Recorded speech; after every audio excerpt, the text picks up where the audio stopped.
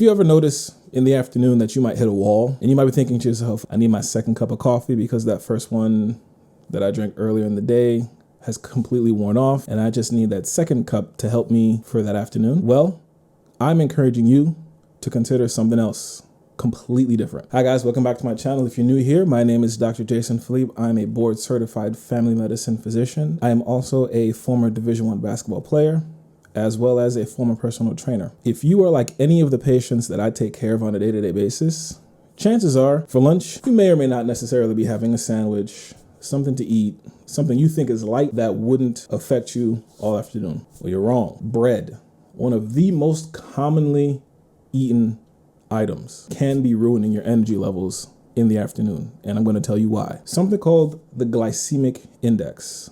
This is essentially how much your body responds to the sugar load of a food that you eat. Here's what happens. Whenever you eat bread, and technically all foods in general, your sugar levels go up. Your body sort of receives this signal. Depending on how high your sugar spikes, your body will then release insulin in order to bring that sugar back down. So whenever you eat bread, your sugar spikes, and then your body releases insulin in order to bring it down. The problem is because the sugar goes up so fast, your body is chasing that amount of sugar down with insulin. That cycle of your sugar level shooting up, insulin chasing it to bring it back down, is what we call insulin spiking. Now, because your sugar level changes so drastically, so quickly, that rapid increase in insulin can cause a crash, making you feel tired, lethargic, and really not having enough energy. It can also make you mentally foggy, sluggish, and even make you crave another energy boost. Does that sound familiar?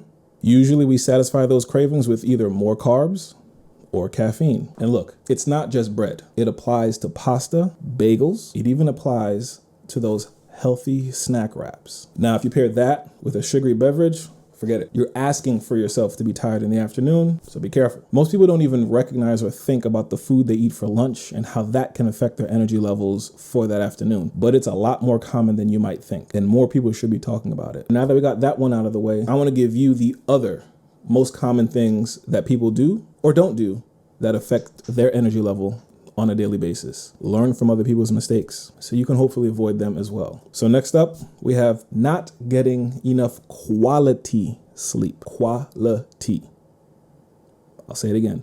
Quality sleep. Even one night of poor sleep can affect your insulin resistance and make you crave more quick energy foods. These are things like the refined carbs and caffeine and sugar, etc. So what do? Get more sleep, get better sleep. How do you do that? Well, put the phone down, turn off the TV, try to calm yourself before you go to bed so that your mind isn't wandering, isn't racing, you're not too busy or worried or preoccupied thinking about the next day, this current day, the day before yesterday, last week, last month, last year, you name it. Whatever you have to do to calm yourself down in a healthy way at night, do it.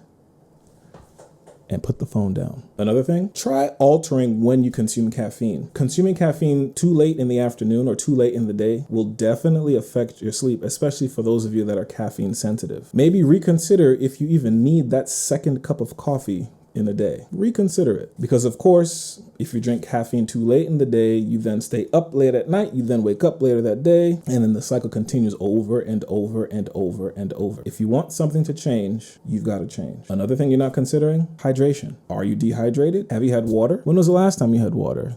Do you even drink water? You'll be surprised and amazed how many people will drink a cup of coffee in the morning, a cup of coffee in the afternoon, and maybe something to drink with dinner, such as wine or another heavily carbonated or carb-centric beverage. That is actually one of the most common things that people do, is not drink enough water. And you don't realize just how poorly your energy can be by being dehydrated. Not only can it make you feel tired, it can make you have brain fog. It gives you those really bad headaches. So don't destroy your mood, don't destroy your energy by self-sabotaging. Stay more hydrated. This next one, you're sitting too much. If you're sitting around too much, your muscles aren't moving, your body isn't staying as active, you're going to deal with slower circulation to the tissues. Take a 2-minute break. Try that every hour at least, if not more than that. For those of you that are still working at home, get up, walk around the house, walk around the block, do something. Just get moving. That act itself will help blood flow get into areas of the body that aren't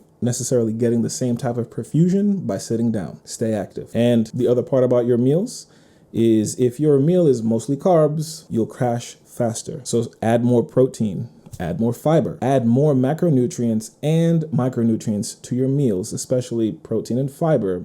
That can help slow digestion down. And by slowing digestion down, you don't have the sugar spike, which is then followed by the insulin spike, which is then followed by the crash later on in the day. Pace yourself. It is all about pacing. Don't let the afternoon slump be normal. Look at the way you eat, look at the way you sleep, look at the way you treat yourself, and really have an honest conversation as to whether or not you are putting yourself in the best position to avoid this issue that so many people deal with. And if you've gone through all of this and you're still having struggles, talk to your primary care provider, get some blood work, get some labs, etc., and determine if your daytime fatigue, lethargy, brain fog is something else that they can discuss with you. Thanks again for stopping by on my channel. Don't forget to like, comment, and subscribe, and click on the link below where I share with you other ways to stay hydrated without even drinking any water. Hydration is way too important for your body for a lot of different reasons. So check out the link below for more tips.